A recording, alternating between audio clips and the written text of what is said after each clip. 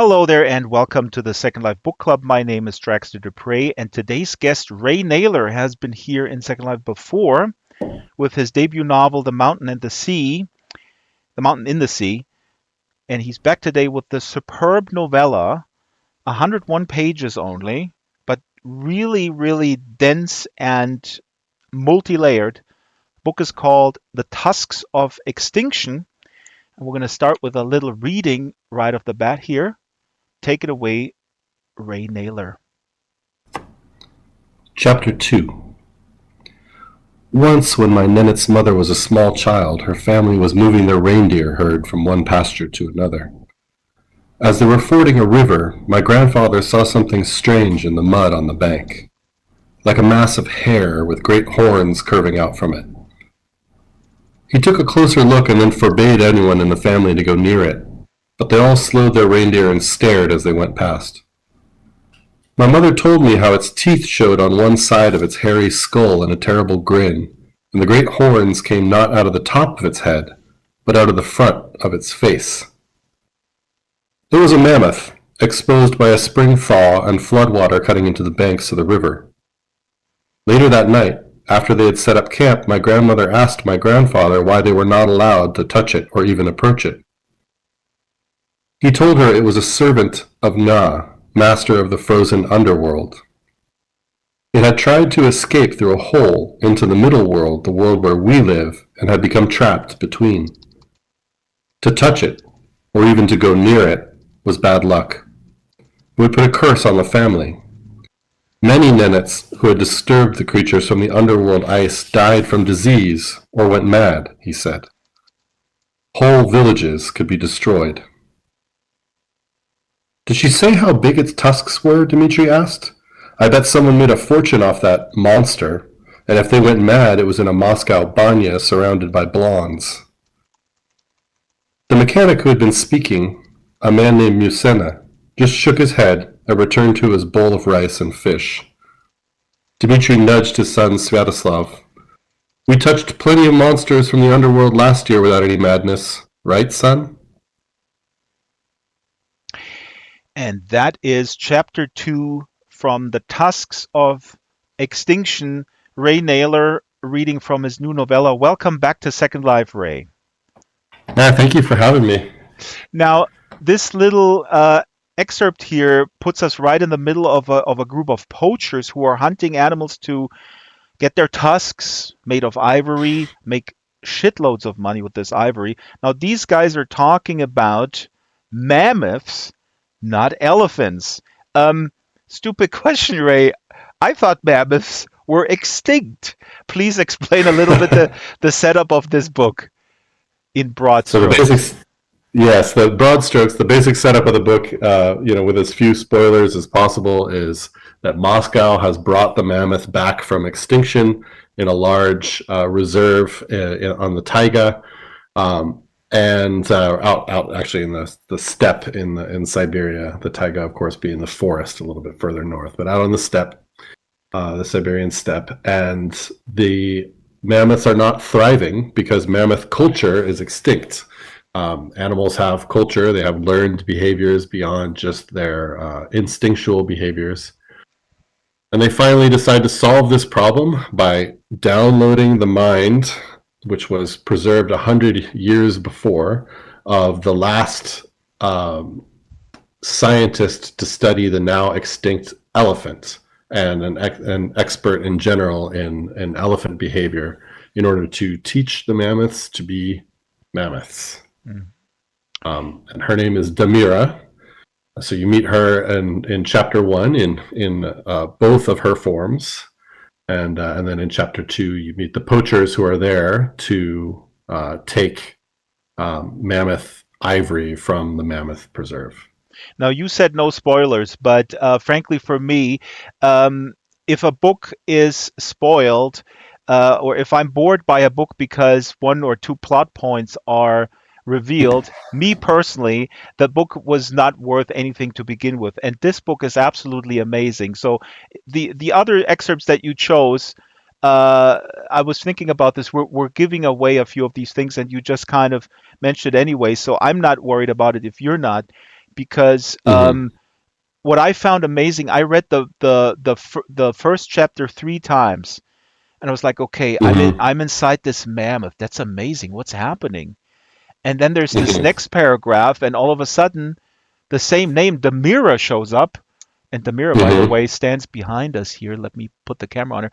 And then Demira all of a sudden seems to be a human being, and she has a rifle. And then the next chapter, she Hmm. tramples on someone. And I was going on, what is going on here? And it's just amazing, Ray, how you put us in the bodies of these animals. I mean, Hmm. it's extraordinary. Yeah. Yeah, I sort of. So James Tiptree Jr., a science fiction writer, Alice Sheldon was James Tiptree Jr.'s real name.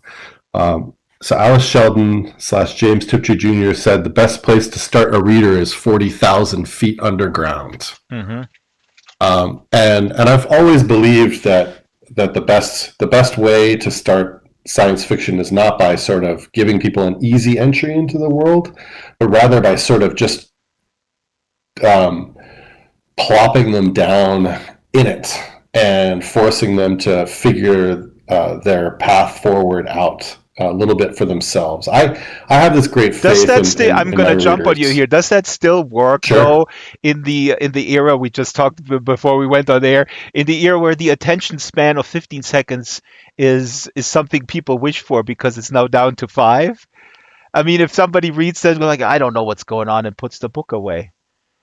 Yeah, I mean it doesn't work for everyone, but I'm not writing for everyone, and everyone is not an audience, right? So, this is the first thing that you learn in public diplomacy training, and I'm a public diplomacy officer, right? So, the first thing you learn is if you're trying to communicate with everyone, you've failed. Hmm. So you need to pick your audience. Who are you talking to? And I know my readers. I know the kinds of people that I'm trying to communicate with. It's not going to win you the highest score on Goodreads for sure, because you're going to frustrate a certain segment of the audience by doing that. But I know that the people that I want to have reading my books are going to stick with it. Hmm.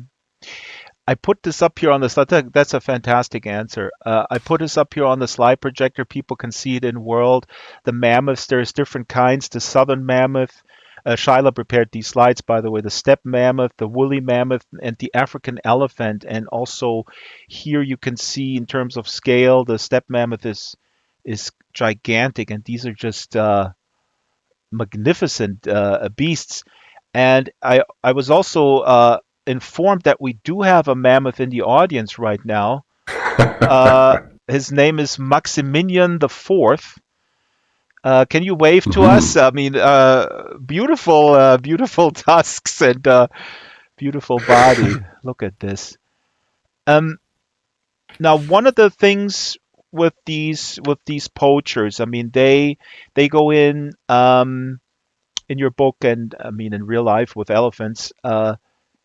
They can make a lot of money with getting the tusk and then selling the ivory, and the ivory is used for a whole bunch of different things.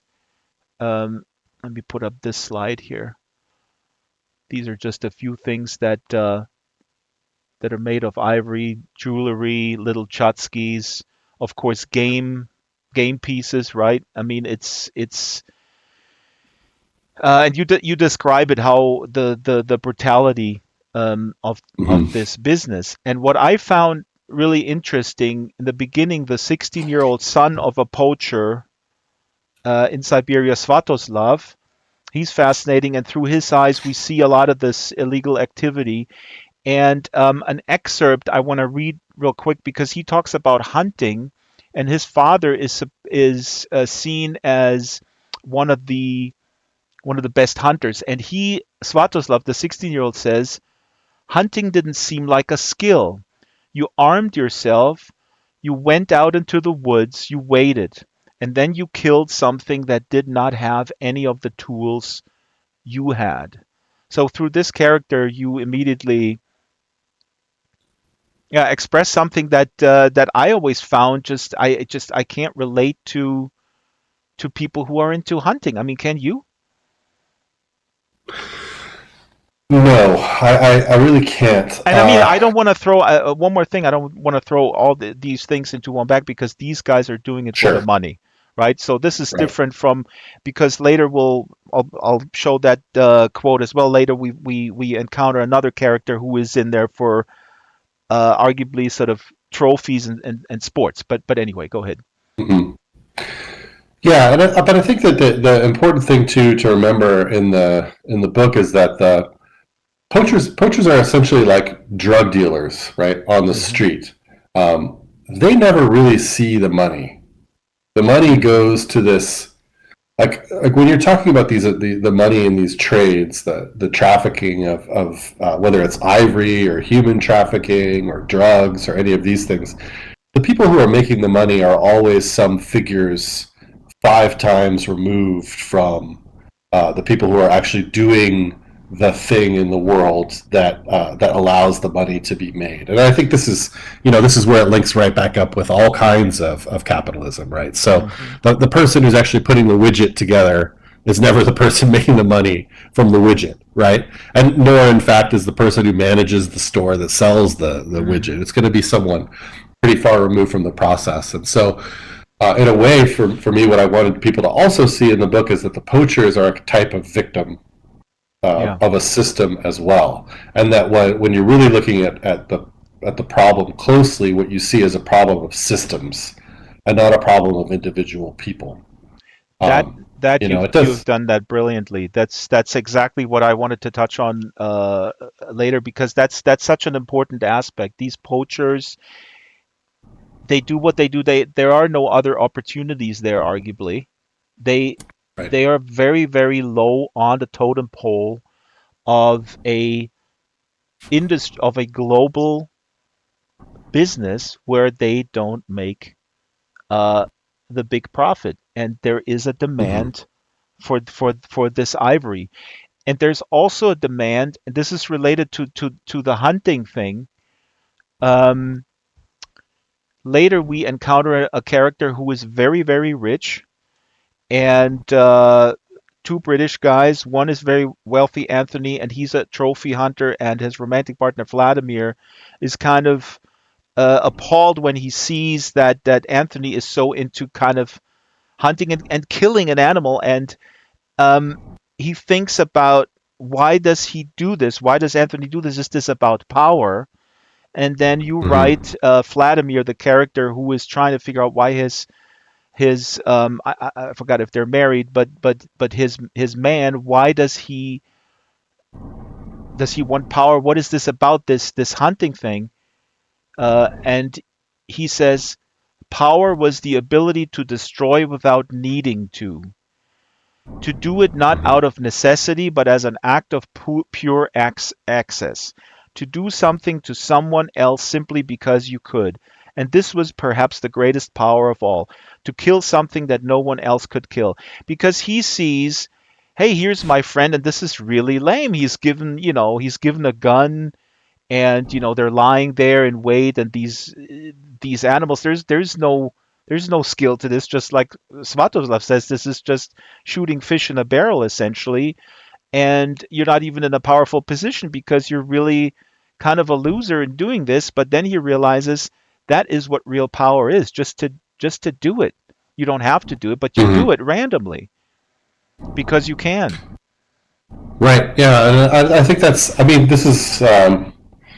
These are always places that I get to. These statements that the characters make in the book are places that I kind of get to in my own thinking, and that I might move on from, or I may disagree with, or things like that. But I think that is in some ways a good partial definition of what power is. Power relates very closely, I think, to excess, and there's a certain point at which wealth and power being similar but not exactly the same thing, there's a certain point at which wealth is exactly about that as well, right? It's about possessing Yeah, more than one needs to, like having yeah. having things that are increasingly absurd, right? You go from what you might need up to what would make you quite comfortable, up to like what would make you, ultimately as comfortable as you could really be, and then you go beyond that into the stratosphere, into these bizarre configurations of what you might do with your money.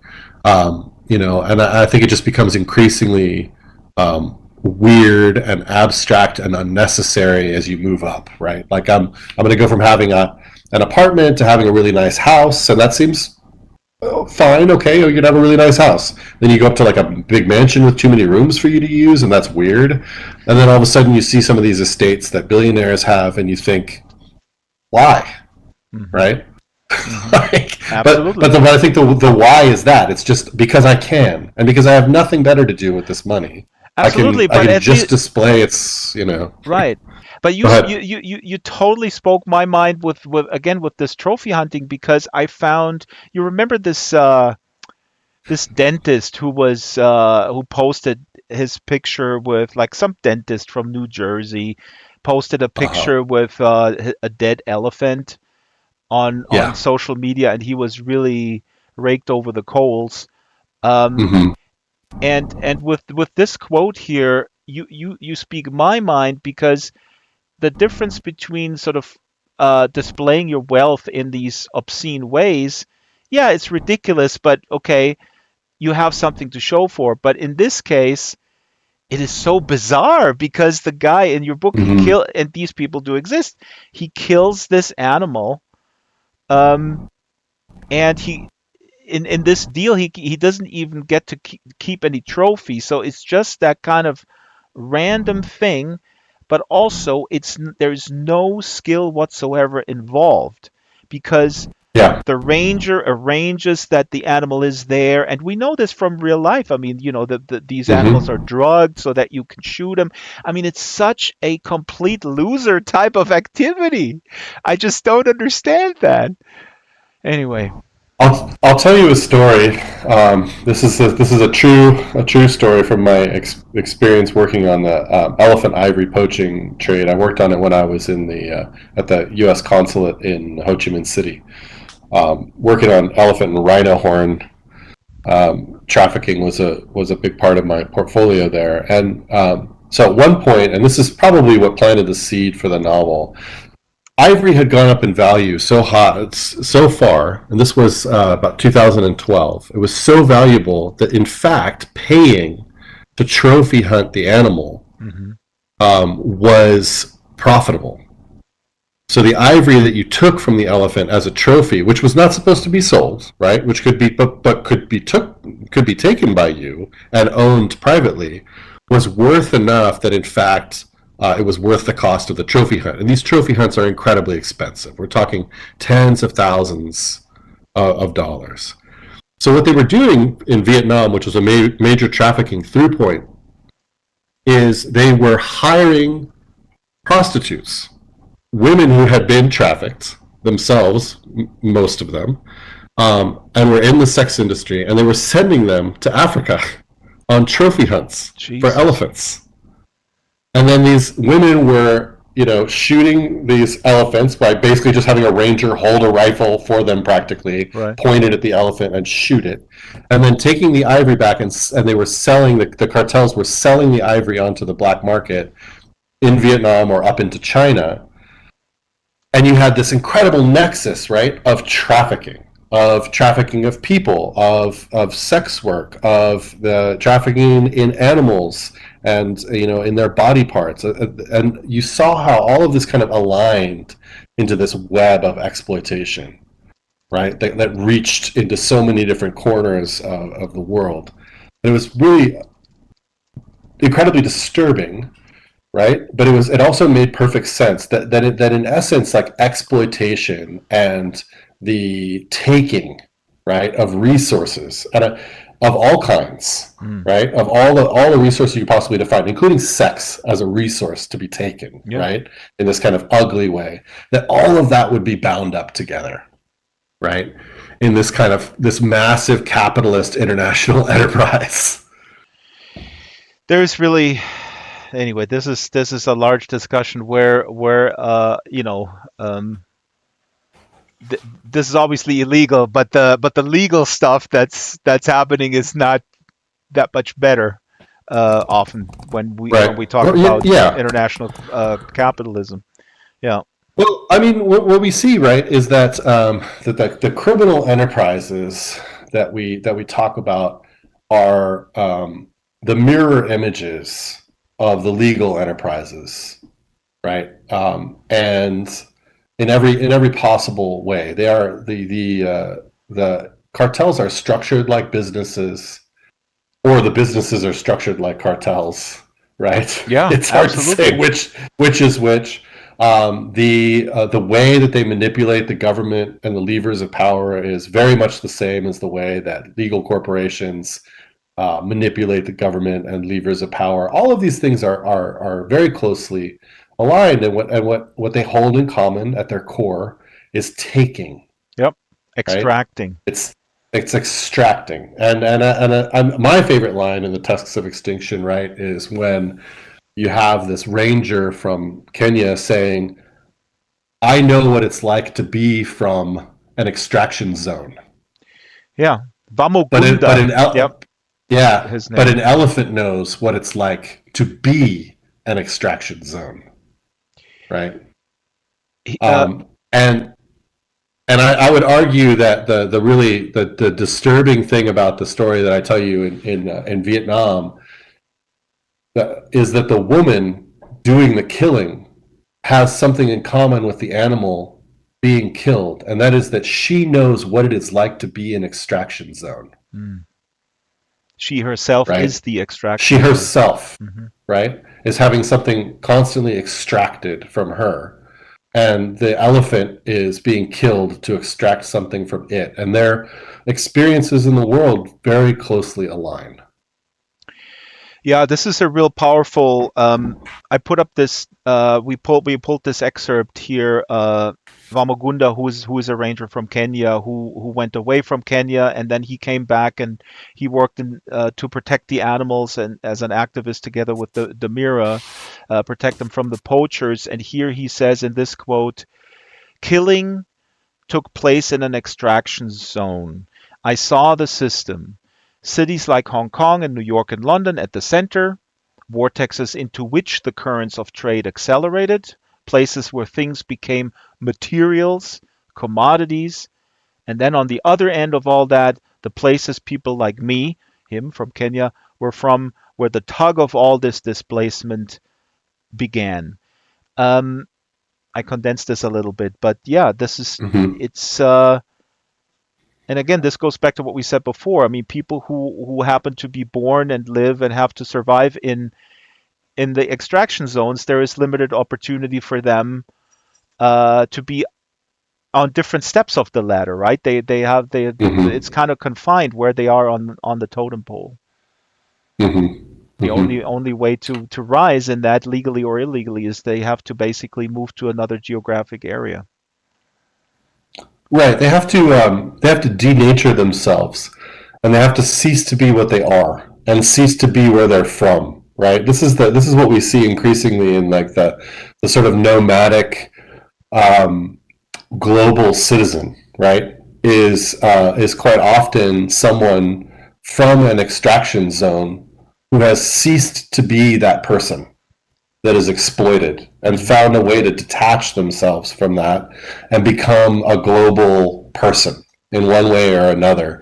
And it comes at an enormous cost, like an enormous personal cost. I mean, I speak about this because I know it quite personally. I mean, my family, has many people, in it who immigrated to this country precisely for that reason, which is to cease to be someone from an extraction zone, right? And instead to have better opportunities to be something else. And in order to be something else, they have to denature themselves. They have to basically detach themselves completely from where they're from and become someone that is beyond borders and place, Right. right?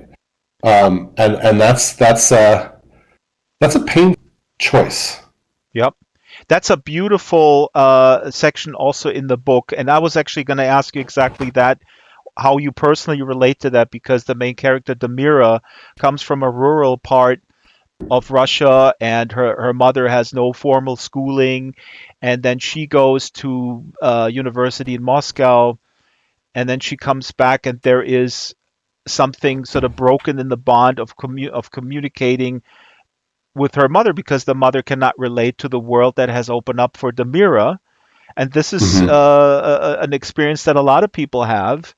Um, my wife had that. I talk with my wife about that sometimes, and without going into too much detail, she went away to college, and Hmm. there was an interesting dynamic then with her father, who did not have a college degree, and there was a new tension, but also the tension for her coming from a place that was not a big city to college, um, as a lot of people feel being sort of Hmm. between these two worlds. But I want to actually put that one sentence up here, because in the section with the Mira, when she realizes she can't really relate to her mother anymore now that she's been in the big city and she comes back there to her rural place, she says education had taken something from her. She could not Hmm. just be anymore. Now I'm throwing this all into one bag because there's a lot of stuff going on, but the Hmm. fact that she went to university coming from this, I don't know if you call it working class background or peasant Hmm. background or rural background, um, she could not just be anymore. She had her horizon was enlarged, and that can be a blessing Hmm. and a curse, basically. Right, right. I say about because I worked for a long time with exchange programs, and people used to ask me sort of what my motivation was for working with them. Like, well, are you trying to take this person and make them more American? Are you trying to do this or that? And what I said that for me on a personal level with exchange, because I was a Peace Corps volunteer in Turkmenistan as well in 2003 and 2003 2005, and it was a powerful experience for me, a person who had never had the money to leave North America and see even Europe, right? I was all of a sudden transplanted to this place that was completely different from where I'd grown up. And what I say is that the magic of exchange is beyond where you go or whether you have a good time there or any of those things. The magic of exchange actually occurs when you come back to the place where you're from and you realize that the way that you grew up is completely arbitrary Hmm. and that there are many, many different ways to be in the world, and this is just one of them. And your sense of surety and self assurance in the ideas you had and the way you were brought up shatters, Hmm. right? And in this shattering, another person emerges that has greater potentials in many ways, but that has also lost something, You lost, right? exactly. Yeah. That has lost a sense of place and a sense of identity and groundedness that they will never ever have again. And so the question is, and I don't have an answer for this question. Maybe you do. Maybe someone in the audience does. But the question for me is the price worth it? Right? Yep. I will I tell you the think. price is worth it. Sorry to jump in here because it's funny. Yeah, I'm yeah, visiting sure. my 83-year-old father every Sunday, and I'm going back to the suburb where I'm from. That's one of the main reasons why we moved back to Germany, to help out a little bit. And I just met a person who's my age who approached me and said, "Hey, I know you from the good old days." And I go, "Oh my Hmm. God, what do you mean? Yeah, you don't remember me? We grew up in the same street." And I really totally didn't remember her. And she's my Hmm. age, and she never moved anywhere. She seemed Hmm. happy enough. And it was interesting because I had to think about all the way back when the train back to the city. It's like, I don't know, I wanted to get out of there so fast. And here's this person who seems, you know, grounded, actually, for the term that you just used, and she never Hmm. left, and she still lives in the Hmm. same street, and she's 53 years old. And it's like, oh Hmm. my God, that to Hmm. me is the worst. If I could imagine, a really terrible life, that would be it. So anyway. Hmm. But so what late 19th century nationalism would tell you is exactly the opposite.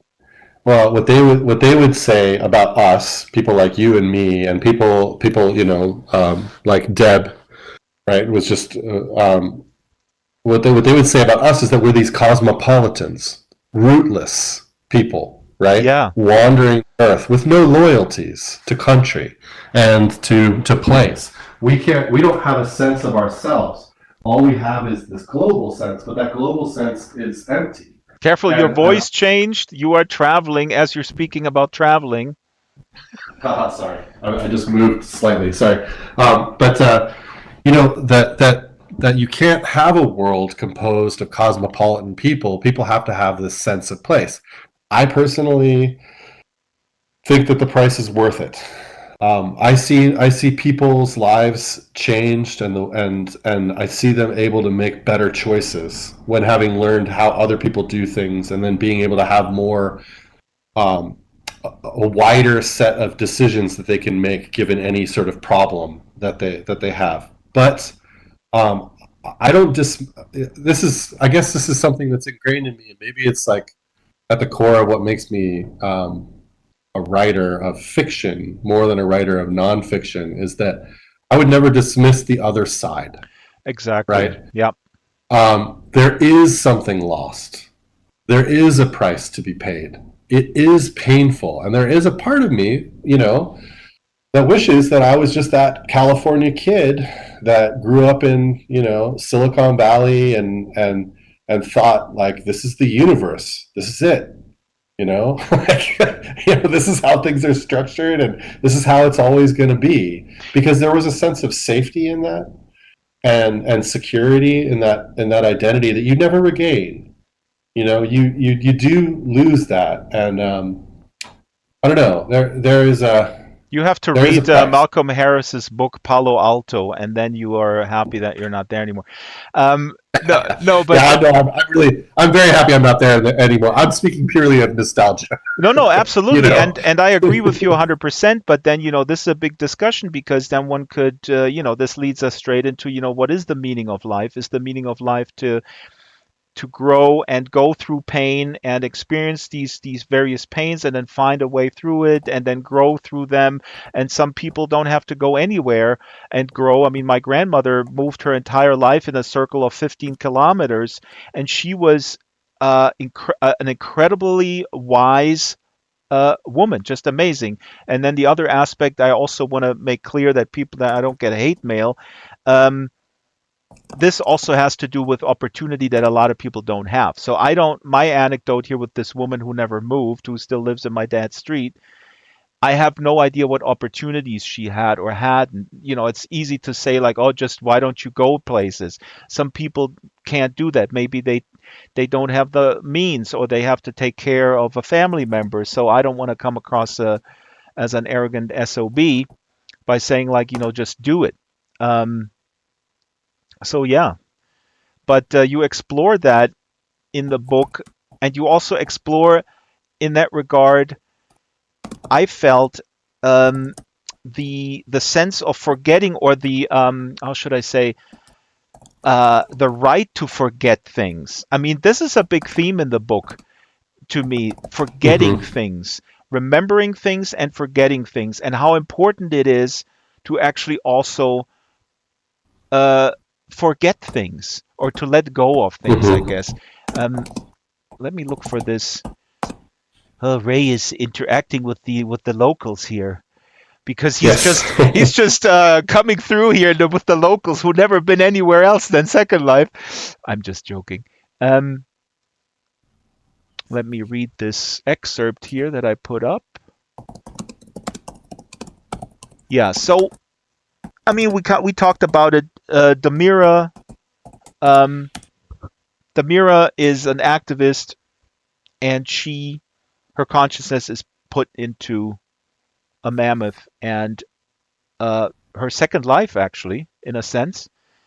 And you write where she thinks about memories, and memories come to her through smells, worlds. She conjures up worlds through smells, like animals do with their sense of smell, so much stronger than humans. And in this section, she thinks about uh, maintaining these memories and losing them. And you write, but there were links that no longer led to other memories. Were those memories still there, disconnected, but whole, like planets that had escaped the gravity of their systems to drift forever in the darkness between the stars? Or had those memories dissipated to relieve the neurons of the task of maintaining that connectivity? So I'll let you finish that typing because Ray, I want to ask you, what do you mean? Is it Hmm. is it important to forget? I personally think that forgetting is a feature, not a bug, Mm-hmm. in the human mind. I think that people are the memory has a purpose, and memory's purpose is not to perfectly store everything that has happened to you. Memory has a storytelling purpose, and that storytelling purpose is its primary reason for existence. So for me, the way that it works is you define yourself and who you are according to what you remember Mm-hmm. about who you were, and according to where you think you're headed. Mm-hmm. Right? This is kind of triangulation. It comes out of the movement of an animal. So in order for an animal to move, it needs to know where it was a moment ago and where it's going. And those two things triangulated with its present position allow for movement in complex space. And then we talk about movement in complex social and cultural spaces. We need to have, a memory of where we're from, but that memory also needs not be accurate, Mm-hmm. right?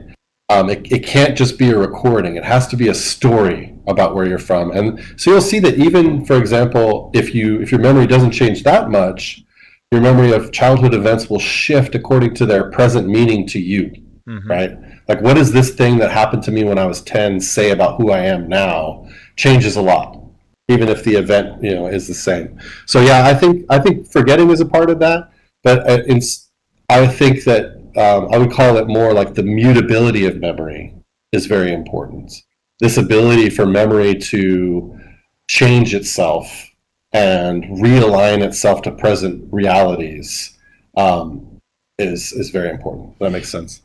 But Ray, does that not open the door to just making stuff up about our own past and presenting ourselves in a certain light? A tiny little anecdote: a friend of mine, um, her daughter was 12 at the time, and I told her like, "Oh yeah, you and your mother and I, we were in the school, but I was very socially isolated. I never had any friends." And she was like, "Really?" And then my friend came in and said, "Oh, did he tell you that he had no friends in high school again? That's just baloney." But in my mind, uh, that actually does loom large. Uh, I Mm-hmm. wonder. I mean, it makes no material difference to who I am right now, or maybe it does. But the question is, if we selectively remember things, is that not a dangerous thing when we present ourselves in a way, or maybe I shouldn't say present ourselves to other people, but present ourselves to ourselves um, in a way who we are not. Okay, I'm answering my own question because we had a German philosopher who teaches in China, Hans-Georg Müller. He was on the show a few weeks ago, and he coined the term genuine pretending. And Mm-hmm. and I love that term. And he said, he was talking about identity and the fluidity of identity and how it changes, and it could change from day to day or from hour to hour, from situation to situation, and everything has um, a component of pretending in it, but it has to be genuine at the time when you're doing it. So that Mm-hmm. was sort of his take on things. Anyway. Yeah, and I think what you're talking about too is like you get into this idea of with memory, right? It's very similar to, well, Umberto Eco writes a lot about this in the limits of interpretation, but it's very similar to a genuine interpretation of something that occurred in a book or in a film, right? And a disingenuous interpretation, something that's beyond the limits of interpretation. So there's remembering things differently, or remembering aspects of things, or having memory being inexact in order to help the self survive, right, in complex situations. and then there's just lying to ourselves, Hmm. right? And I think that, and moving beyond the limits of interpretation. And yeah, I think it's all there, Hmm. right, in memory. Actually, Um, also the fake it till you Certainly. make it thing is not a bad thing because now that I'm thinking of, if I create an image of myself, I mean, again, you could argue that this is very positive visualization, right? I'm imagining myself as Hmm. a person who is able, like, let's just say an example, because we have a new drum set at home and I enjoy drumming. My son is also playing drums, and I was like, okay, I'm gonna imagine myself playing this complex Zappa piece on the drums and I can do it. And so, Hmm. I'm pretending that I can do it, and then I'm just gonna work on it. I don't know. Is that a lie? Am I lying to myself? No, I mean, I think that it's so psychotherapy does this, in some styles, Ray, this right? is a It's subtle way of you telling me, hey, I'm here to talk about my book. I'm not a shrink. I'm not qualified, Drax, and you have some actual real problems. Go play your drums. But no, go ahead. um, a lot of psychotherapy is working with people to see their memories in a different light, right? To resolve unresolved painful issues through talking them through, right? The Hmm. talking cure, like talking about what happened and then maybe opening it up to different interpretations, and that can be an extremely valuable thing for people. I can remember actually that I was in a deep sort of state of grief, right, over a death, and I was told by someone. I actually read when I was reading about Buddhism, this idea that um, the thing to remember about death is that for the person it happened to, the person you are grieving for, it Hmm. only happened once. Hmm. But for you in grief, it just keeps happening over and over and over again. They keep dying, and you keep remembering that, and you keep suffering, right? Wow. Yeah. Um, and it's not detracting from the tragedy of the event, but it's reminding you that that memory is simply a recording of something that happened only once, and that you returning to it over and over and over again is dragging you into a place of despair. And actually, it was interesting because just reading those words stopped the momentum and changed it. And it was literally just I remembered the person dying, and then I was able to remember that Hmm. this only happened one time, right? And that while it was terrible, it was also over. Mm. And that it's not that the memory itself changed, but it's that the frame around the memory changed, and the frame can sometimes really be everything, right? I mean, that's the best closest I can get to an answer. I don't really Absolutely. answer. I think I just engage for a while. No, that's fantastic. No, no, no. That's. I mean, this is a complex thing with these memories. We have a lot of comments also here on YouTube. I'm running the camera. I'm not ignoring you guys. Angel says I have aging friends, and I'm amazed at how they literally change their memories to be better than I remember them. That's funny. So they self Yeah, they I self think edit vis-a-vis you. That's interesting. Okay. I think a lot of people do that. I think, but I think that's so sometimes. Okay, so I'll give you as like a personal example. I think we see this in our parents quite often. Mm-hmm. Our parents will remember things that happened to us in childhood where they did something terrible, and they will not remember it the same way that we remember it. Right? They'll remember it as much less upsetting. In some ways, I think this is a legitimate This is and good legitimate. defense mechanism in some ways for them, because what it means to be is quite often the memory was so painful it actually legitimizes your experience, is what I'm saying, because the Ah, fact I that they've okay. changed the memory, the fact Hmm. that the memory has clearly been altered, right, shows you that it actually hurt them so much that they can't confront Ah, it, and they changed it. It actually, in a weird way, affirms the pain of the for you. experience. You're Or paying you, because they had to edit it to make it yeah. look not as bad as it was. And you know what Well, else it tells you? What else it tells you? It tells you that they're sorry, Hmm. Hmm. Shyla was even going if to they say can't something. say it. Yeah. Shyla, I hear I you. was Yeah. because I find this interesting, because I think we do the same with history in general. Like Mm-hmm. presidents appear to be better over time, and Mm-hmm. so is this the same thing? Is this how painful it was as a society? I think that yeah, I mean, I do think that we have this, um, our interpretations of history and our reinterpretations of history really do have this way of behaving a lot like memory. It's something that I've thought about quite a bit. So it's interesting you would bring it up.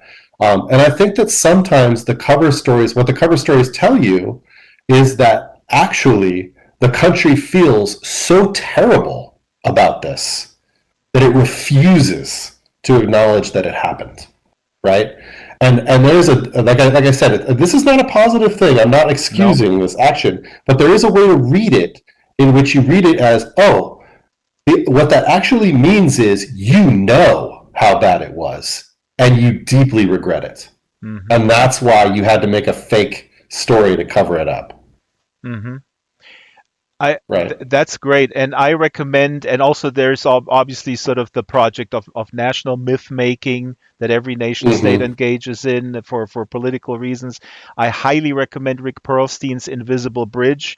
And then, Mm-hmm. of course, Reagan Land and Nixon Land. But Invisible Bridge, if you have anybody in your relatives who loves Reagan, or Nixon or both, I don't know, just give him that book. It goes into enormous detail of realities at the time, and Rick Perlstein talks also about sort of the Mm-hmm. cultural artifacts at the time, and it's a fantastic look at sort of the rightward move in America, but in enormous detail, and also just the sentiment of sort of regular people, not necessarily how they were manipulated by political operatives, but that as Mm-hmm. well, and that's sort of in the context. But anyway, that just came to my mind when Shiloh was saying like people, presidents or other figures are Mm-hmm. made to be looked bad. Stranger says in the local chat, I have just about lost friends over saying true things about Abraham Lincoln. um, So yeah. this is a really, so here's a really good example of this in history, since we kind of drifted over there, and this is something that I'll be writing about in my next book that I'm writing, not the next one that's going to come out because that's done, but the next one.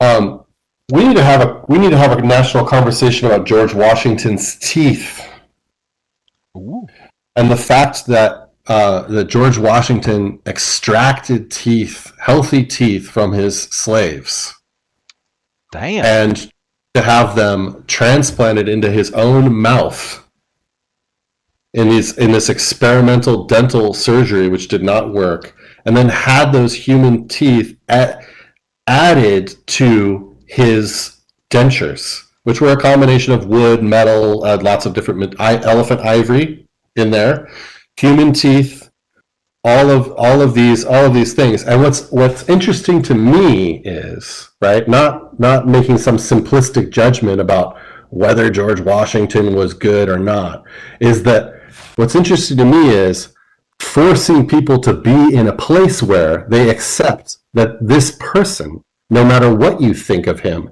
did this, Mm-hmm. Mm-hmm. right? And have to live with that and the complexity of that as a part of our nation's history, as something that's in the soil that we grew out of, right? And know it and stop trying to hide the dentures and pretend that these things are missing, and do all of these other, like, you should see the machinations over trying to hide this Mm-hmm. that occur around Washington D.C. Right, like the dentures with the human teeth are missing. There's so many ways in which we twist ourselves around all these things, and so for me, like at the center of all of this is this question of George Washington's teeth, right? and where they came from, and what he did over a lifetime to the people that he owned, right? And what he thought was acceptable behavior for a human being, So right? that is the And, book and that you're writing right now? that's it's in there. Okay, It's in cool. there. The book I'm writing right now is very complicated, but I'm Where finally do they turning. come I'm from? finally They come turning. from a different universe, Ray. I know it. They came with a No, spaceship. I'm finally turning my turning my lens back on the U.S. for the upcoming book. At least I think I am, because you never know until these ideas are about halfway done whether they're going to work or not. If it doesn't work, then I'll have to do something else. That's an interesting thing. We're already bumping up towards the top of the hour. We'll go a little bit beyond. But since you're mentioning that, it always fascinates me. I'll ask you later. How do you know, or when do you know that a book doesn't work, a topic doesn't work? When do you abandon things? These things fascinate me. Stranger was saying there's nuance about the Teeth story. Well, that's why Ray is writing this book, I guess. Ray Nayler is our guest today, and the book that is on the table right here is The Tusks of Extinction.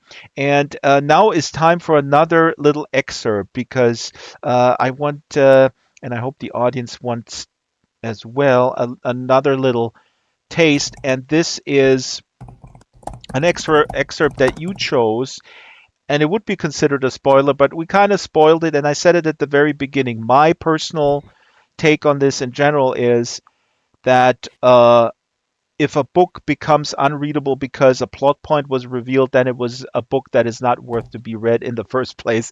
I'm very, I don't know, committed to that ideology myself. But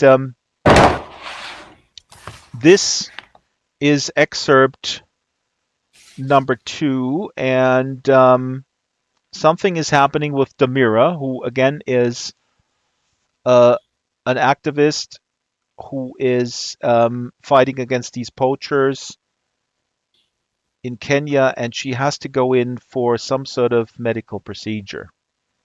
Mm-hmm. Anything else we need So to know, chapter. or we go straight in? No, we can dive right into it. People can have questions they can ask afterwards, I suppose. So, chapter 3. What will I feel? Demira asked the woman in the white lab coat behind the bank of terminals. The woman had come into the room without introducing herself and begun adjusting equipment, a graduate student or postdoctoral resident with the project. People report different things. Some say they feel nothing at all, others say the scan brings up memories, that it somehow brushes up against them and brings them back to consciousness. They see their lives, memory by memory, before them. Like when you die? Yes, that's what they say, right? That's the superstition. Demira hoped there would be nothing. She had not agreed at first to be backed up. She received the notice on her terminal to report to the Institute and ignored the summons. She had not come back to Russia for this, had not come back to take part in the Institute's experiments. She had come back to get more support for the war against the poachers in Kenya. That is what it was, a war. She called it a war because that was the word she thought might get people's attention. And she called it a war because, just like every war, it existed only for the people it was happening to. Like every war, it was particular to a place and time. Everywhere else, it could be ignored. In Moscow, life continued as if nothing was happening at all, as if tens of thousands of elephants were not dying, as if the rhino were not already nearly extinct, surviving only in test tubes and zoos. People in Moscow drank fancy Western coffees at 3 times the price paid in the West and wandered, blank-faced, down Stary Arbat's cobblestones, lost in self-improvement feed streams. People were certain that no matter what the problem was, it could not touch them. People were certain that someone else would fix it, if they even thought of the war at all. She had walked down Stary Arbat herself that same morning, had tried to be a normal person for one sliver of time. She'd stopped for a moment in front of a yoga studio and watched the slow movement of people sweating inside, turning from one pose to another, and sipped her overpriced coffee and tried to be a person she was not. By the way they moved, slow and certain and aligned, even briefly with the world around them, and with one another, made her think of the slow, sure grace of her elephants. They were dying right now. She was here on the Arbat, and they were dying right now. Their numbers dwindling toward extinction, and every death a hole torn in the world. She tossed half the coffee in the trash, feeling guilty for the waste, but pouring it into her body was just as much of a waste. A few moments later, a voice call came in. You have to answer the summons, you know. It was Yelena. They'd gone to graduate school together. And now she was with the Institute, not a part of the Mind Bank project. What was the latest thing she was working on? Demira did not know. Did they put you up to calling me? No, I saw your name on the list, and I knew you'd be trying to ignore it, but you can't. They'll put a hold on your passport. The Duma passed a law. They can strip you of your grant money, do whatever they like. They can even put you in jail and make you do it. Come on, come by and get it over with. I'm thinking it over. Really, they won't let you leave. I saw you on the streams yesterday talking about what's happening in Kenya. You have important things to get back to. Don't let this stand in your way. Have you done it? Are you kidding? The Mind Bank is for geniuses and heroes, experts in their fields like you. Our national intellectual wealth, I think they're calling it.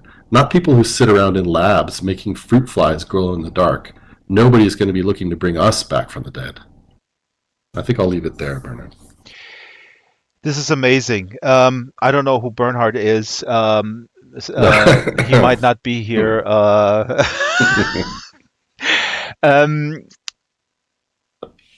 No. This let me just see because oh yeah.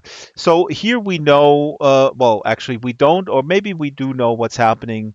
But the character of Demira, and you talked about this a little bit, but I pulled one slide. The character of Demira is so passionate about the elephants, about saving the elephants, and Shyla prepared this wonderful slide here that's on the board right now with all these different elephants. I want to ask the question that is basically the elephant in the room. I worked on that one for a long time. The question is, let me see, where's my slides here? Because the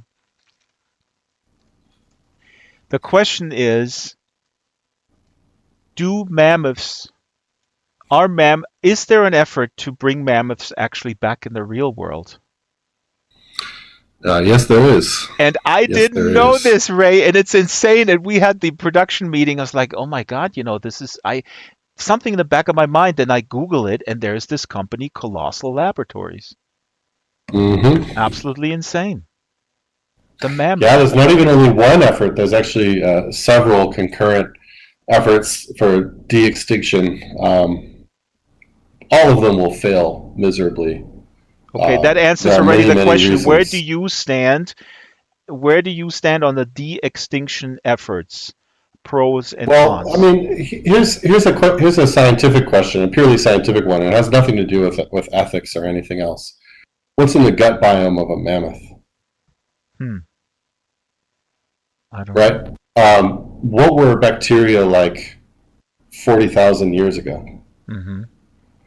What existed in its environment that was essential to its survival on the microscopic level that no longer exists on planet Earth?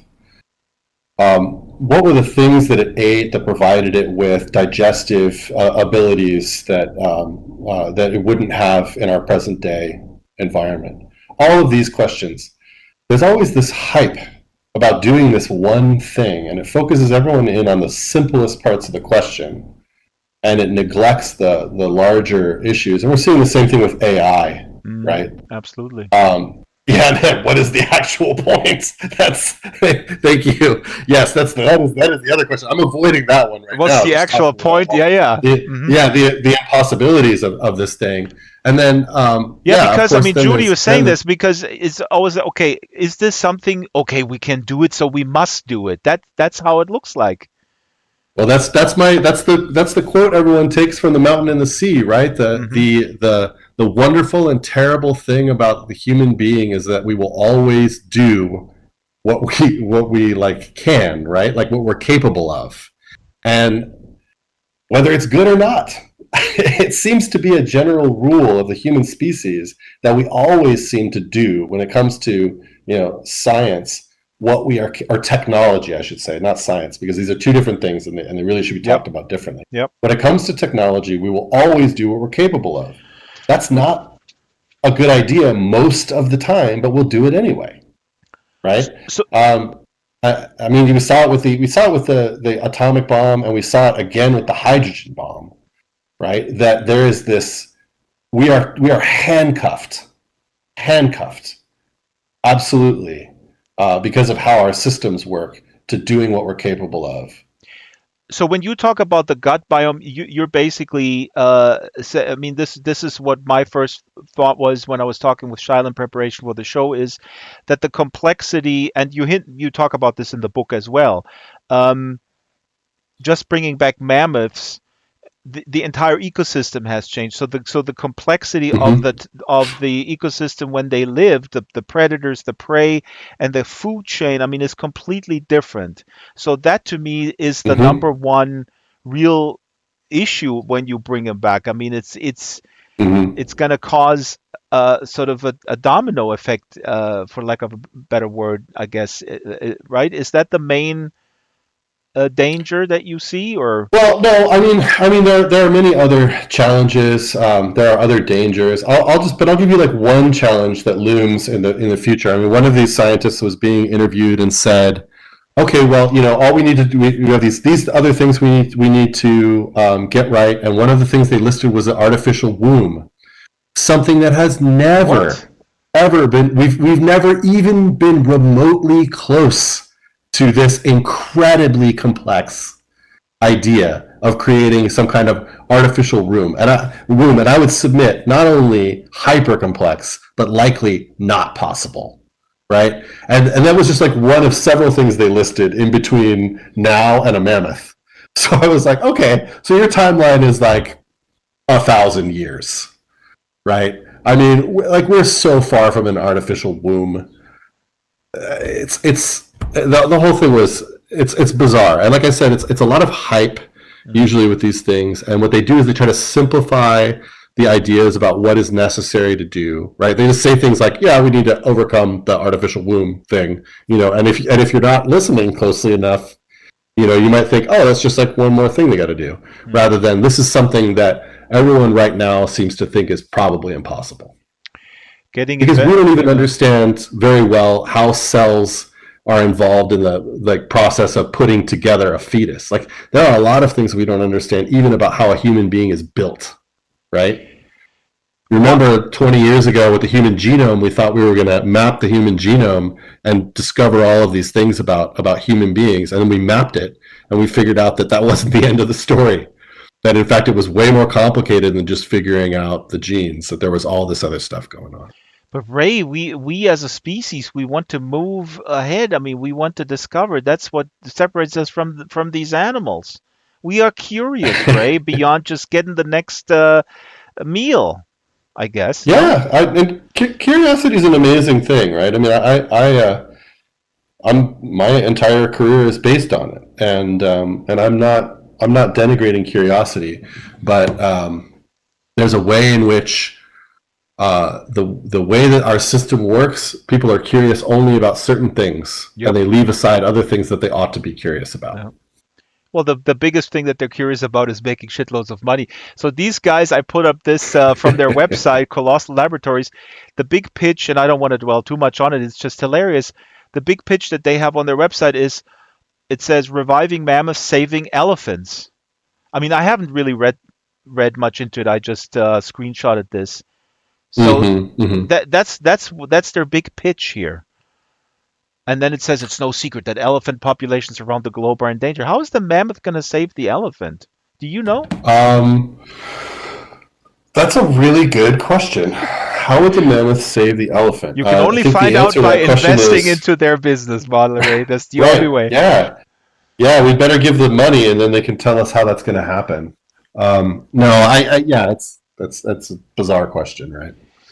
How about saving the elephant? How about we Yeah. take that money and we save the elephants with it Yeah, instead? exactly. Why not save the elephant by not killing the elephant? Yeah. It's this tech solutionism. We had a fantastic guest, Celine Keller, who talked about that, and It's really these tech bros. Sorry guys, it's mostly bros who concoct something to get investors on board to solve a problem that wouldn't be there in the first place. Anyway, I'm digressing. Stranger says, are we not about halfway to the time Elon Musk told us he would be sending the first people to Mars? Yeah, that too. Now, let's. If people have questions, please post them. Ray says, "What is an Elon Musk?" That is the correct question to that question. The counter question, absolutely. Um, what was I going to say? Yeah. Uh, so people, please do ask questions and comments, and I'll put them in. And Ray is responding here as well. One of the big themes, just real quick, to me anyway, reading this is about revenge, retribution, but also ultimately making peace. And the subtext to me is very very a hopeful message, and it's similar to the mountain and the sea, which is that individuals in this really destructive loop that capitalism provides for us, individuals can make a difference to move towards a better world. I Hmm. think that that is part of your message that you kind of put in there, sort of, secretly, like my mom put broccoli into my chocolate pudding, I guess, whatever. But how? I mean, how can they? And maybe related, can books inspire us to be better people? I mean, how? Because if I hear one thing all the time, and this may also be a German Hmm. thing, having lived in the U.S. for so Hmm. long, because in the U.S. I didn't hear it that often as I do hear it in Germany, which is, yeah, there's nothing I can do anyways. Hmm. I mean, I could rephrase the question. Um, for myself, what I would ask is like, what is the cost of trying to do something, Hmm. and what is the collective effort of trying to do something positive and its possible impact? Like if everyone just took individual responsibility, right, for really looking at the world as it is and trying to do something positive, what would that look like? Versus what is the cost of saying there's nothing I can do about it anyway and actually doing nothing Hmm. about anything, right? Because this is not a neutral position. And I think that part of Absolutely. it That's a comes good from the point. idea that this is neutral. That is not a neutral position. That Hmm. is absolutely a destructive position. Hmm. Because the person who's saying that is responsible for a lot of damage being done to the environment in the world just by being alive Hmm. in the system that we're in. And to just say, what can I do about it, is a cop out Hmm. for me. Um, and, I guess you could say, I believe in the power of the individual. I believe that power is deeply limited by systems, but I believe that the only thing that changes systems in the long term is the collective action of individuals working for change. So uh, that is a that is where I would put my effort, right? And that, I think, in the end will help to make the world at least a marginally better place. And I think it's a struggle worth um, fighting for. I think it's something worth doing, right? But It's but very the other well put. one is Yep. not of no value. It's actually of a negative value. Like Yep. living your life as if there's nothing you can do, even though you are doing things that are hurting this place, is of negative value, not a neutral value. Hmm. This is very well said, Ray. Thank you. Absolutely perfect. I couldn't have said it better. Although I am of course a individual collective genius. I'm joking. And related to this, this is a quote that Shyla pulled because, as people know, I read the work, and Shyla reads interviews that our guests have done in the past, and she pulled this one, which is somewhat related, but this is more specific about reading. And this leads me to my last question that we're gonna have about the value of reading. But here you say, I think that writing in general has impact on the world, and the impact is real. It's not always easy to predict what will have impact and what will just pass by the wayside without making a physical, real change in the world. You can't get away from the fact that writing has real power and that writing really has changed the world before and will now. And you never know where it's really going to come from. That book or that idea that gets out there and makes some kind of alteration. And as a matter of fact, as I'm reading it now, it occurs to me that in your book, The Tusk of Extinction, there's a similar sentiment with Damira, who is so passionate. The main character is so passionate about the elephants, saving the elephants. Her uncle kind of puts her on this path by giving her sort of this toy elephant as a kid, and that is Mm-hmm. really Mm-hmm. fascinating because yeah, it's random. Who knows what he thought Mm-hmm. about that? Maybe, as you write, maybe he got it. That was the last toy available at the airport gift store, whatever. It's not like somebody gives you a baseball glove and says you're going to be a star, which may have Mm-hmm. more purpose to it. But in her case, it puts her on this trajectory. So that I found really fascinating. And I was wondering if you had a story like this, where someone gave you something where you maybe to this day don't know if it was completely random, but it influenced you. Um, I have a lot of these sort of turning points. I mean, I've written about this. I wrote about it for Asimov's just recently. But I was kidnapped when I was 3 by my birth What? father. Oh my Yeah, God. so my mother and my father had. I was born in Quebec, and then my mother and father moved to California, and shortly afterward divorced. My father was French Canadian. My mother's from Southern California. And at one point during visitation, my birth father kidnapped me, and he hitchhiked with me to the Canadian border, where he put me on a train with him, and we went back to Quebec, and he hid me in with different people in his family, and my mother found out about a week after I had been kidnapped because he was supposed to keep me for a whole week, and she had no reason to think that he wasn't just there. Hmm. She found out that he had done this, and um, my adoptive, now adopted father, who at the time was just her boyfriend, emptied his life savings account and gave her all of his money so that she could travel to Quebec and try to get me back. Um, he, and she went to Quebec and she hunted for me. She hired a private detective.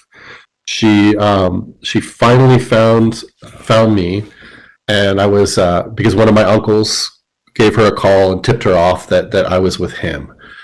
And when she went to a lawyer, the lawyer told her, "Look, this is a separatist Quebec. You are not legally divorced here. They won't recognize any of these American decisions that have been made about custody and other things. It's highly unlikely that you'll be able to get your son back. What's probably going to happen is he'll be put in foster care for years while you fight this court battle." And so my mother, and I'm talking about someone who was 23 years old, Oh, made a decision. And the decision what she made was she kidnapped me back. wow. She went to the airport, she put me on a plane, and brought me back to California, and she almost didn't make it. It's a pretty amazing story at the airport.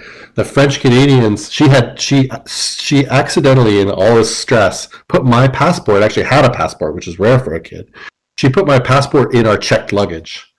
And then when she was crossing the border, I didn't have any identification. And they said to her, "How do we know you're not just kidnapping this kid? How do we know he's yours?" Right? He doesn't have any identification, and you don't have a birth certificate with you because that was also in the checked luggage. All these things, right? So, and at that moment, the Americans who are on the other side look at these cowboy pistols that I have Hmm. on a belt. This is a toy that I had that I was the only thing that I'd had throughout this kidnapping experience with me. I'd been wearing these things, and I think they were like a totem for me of like I'm in control of the situation. Little cap guns, right? And they said he can't take those on the plane. he needs to, like those need to be thrown away. There's no way that he's getting on the plane with these guns. And the French Canadians became so enraged at the Americans for being stupid about this when I started crying over them taking my guns away. I was 3 years old, keep in mind, that they got in this giant battle and let her go and forgot about it. And we got on the plane and got back to California, and the French Canadians forced the Americans to promise to mail me the guns, which they did, actually. And they arrived at our house a few weeks later. But this is like, when you think about it, this is a crossroads. This is a fork in the road, right? I could have spent years in foster care in Quebec. And then maybe I would have stayed there, and I would have become part of this rural French Canadian family. Instead, my mom took me back, and she married the man she was dating, who adopted me, and I became who I am today. And so in some ways I'm haunted by a ghost, right? And that ghost is the boy who didn't make it out of the airport because the French Canadians didn't start this fight with the Americans over these guns, right? The boy whose mother wasn't brave enough to kidnap him back, right? All of these like things that could have happened that didn't. So, it teaches me a deep sense of humility about who I am and how much responsibility I actually have for that. It's close to zero, right? And it teaches me just like about how the world is wildly unpredictable, right? And who we end up being and who we were to start with can just be fantastically different. Wow. Okay, I'm not gonna now waste time in going into detail why I now feel bad recommending David Foster Wallace's Infinite Jest to you, because it may completely re-traumatize you, as at the core of the story is a French-Canadian separatist terror group in wheelchairs who is, and the mastermind, Rémi Marat, is meeting with a secret American agent on a bluff in Arizona, talking about free will for 100 pages without end. And so this may not be healthy for you to read, but I had no idea. So amazing. We're coming to a close. Ray Nayler is our guest today. Amazing, this slim volume, chock full of amazing ideas and a tight plot. The Tusks of Extinction. My last question, the big question. Why should we read? I want to make this sort of a semi ritual here with our guests, because I and other friends of mine find ourselves in a situation where good friends of ours sometimes say reading fiction is a waste of time, especially in complex times today, where you better be reading 5 newspapers and 3 magazines, which I think you can on top of it. But anyway, so how would you answer this question? What is the value of fiction? And I just read your Time essay, and you can put it in the local chat. I'll put it in the local chat when you answer this, because it's also about AI, and maybe that has something to do with it as well. But what's the value of fiction? Why do we read stories? Why do we need these stories? Come on. Well, I mean, I think we can just like open it up a little bit more and say, what is the value of art of any kind? And I think that the value of, I think this is a question that that can be answered, and the answer is that art is one of the highest possible expressions of what is best about us as a species, and why, despite all of our faults, we still deserve to live. And we just might get it right eventually, if we can have these really complex conversations. And fiction, for me, is an architecture that you build within which to have these complex conversations and to ask complicated questions. It does things that nothing else can do because it allows you to create worlds of what if, in which we can try to find ways out of the maze. Yeah, but Ray, And if we that's have why it has AI, value. I couldn't agree with you more, but of course I need to be devil's advocate. AI is so cool, we can just ask AI to get us out of this maze.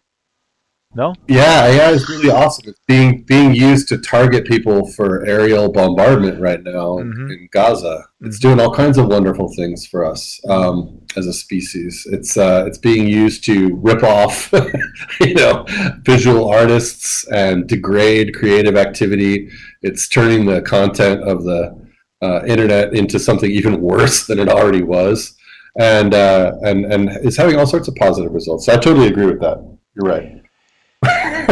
Thank you, Ray. No, but your point with us as a human Oh, thank species, you. the activity of the artistic activity is what makes us human. End of story. There's no not. I mean, this is really what it is. End of. I mean, Well, period.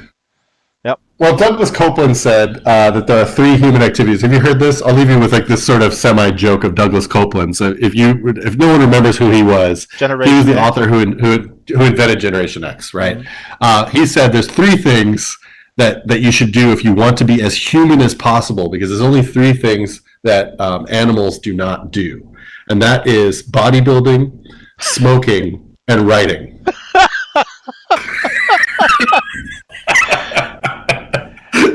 Well, as someone who played in a German speed metal band in the 80s, I would also add they have not really indulged in any type of death metal. But anyway, so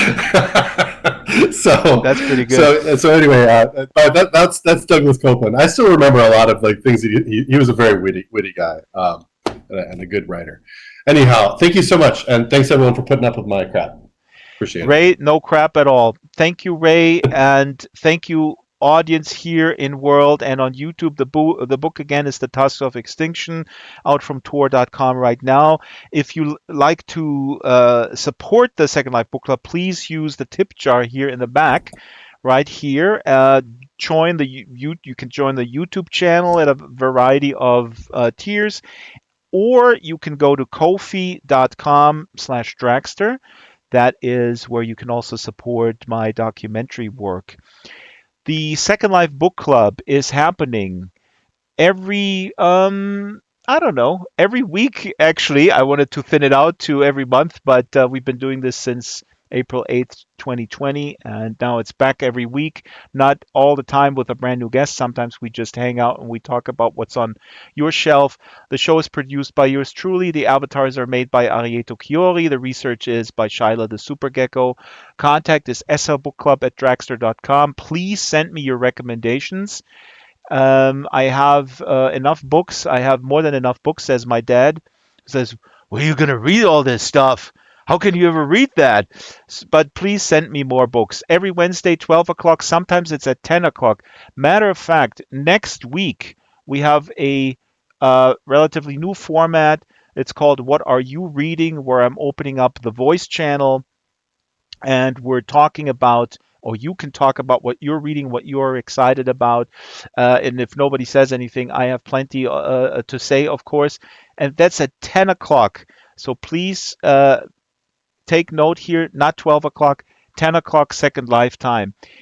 The show is also sponsored. We have three sponsors. We have Bespoke Caravan. They throw some Linden dollars. They throw some avatars. They make fantastical avatars. Bespoke is just amazing. The other sponsor that we have is the Black Forest. That's, of course, Arden Schwartzman with gadgets, games, vehicles. Those are low land impact, high detail board games, all your favorite board games. And he also designs his own board games. The Berserker game that I'm zooming in here right now is just absolutely amazing. I think it's just 10 Linden dollars. And the last sponsor is LAQ, quality skins and heads since 2006. And that's it. Thank you and see you next time. Good night, or good day for that matter.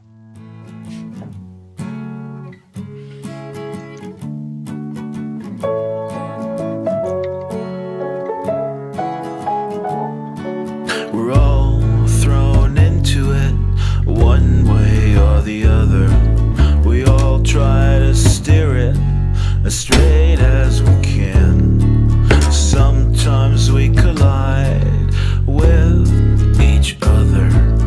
Who is to blame and who's gonna fix the boat?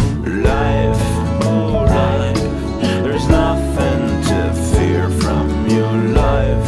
Let me know if I can be of any help. Life, you and I, let's try a fresh start today. What do you say? Let's close the door on the past.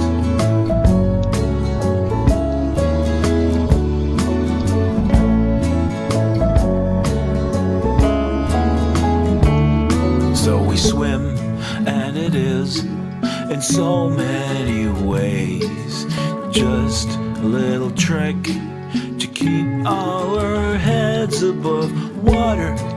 But now I'm not afraid anymore. Life, oh life, there's not